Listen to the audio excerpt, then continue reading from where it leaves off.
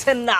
On the other side team red Hawks তারাও কিন্তু কোনো প্রকার কোনো সুযোগ দিচ্ছেন না অপোনেন্টকে যেন তাদেরকে এলিমিনেট করতে পারে। ভোল্টেক্স ধীরে ধীরে এগিয়ে যাবে, যখনই লড়াইটা শুরু হবে অন ফায়ার সায়ানাইড এবং জোডিয়াকদের মধ্যকারে, তখনই হয়তোবা টিম রেড হকস উপর থেকে নিচে নেমে আসবে। বাট এই মুহূর্তে সার্কেল রোটেট করছে, সার্কেলের প্রেসারে টিম রেড হকসকে উপর থেকে নিচে নেমে আসতেই হবে। But look at that, zodiac sports তারা জায়গা পরিবর্তন করে ফেলেছে। অন ফায়ার সায়ানাইড একটা সুবর্ণ সুযোগ এটি। ফ্লেম ক্লোজ রেঞ্জে যাবেন, নেজাদ একেবারে সামনাসামনি, শুভ 01 তার পজিশনটাও খুবই দুর্দান্ত।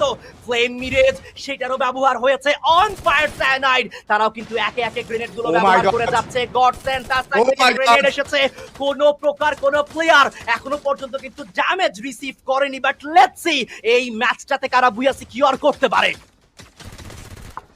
Last moment till Red Hawks নাকি OFC. Look at the pressure. Think about it. আমরা চ্যাম্পিয়নের খুবই কাছাকাছি। OFC নয়তো Zodiac প্রেশার করবে, সেটা বিপদ ছুটে পাচ্ছে খুব জোশ। প্রেশার করছেন OFC, তে দুটোতে নক হয়ে যাবে। Zodiacটা হয়তো ফিনিশ হয়ে যাবে। চ্যাম্পিয়নের খুবই কাছাকাছি আমরা। And yes, right now, OFC দের জন্য কিন্তু লাস্ট অ্যাথলিট রয়েছে।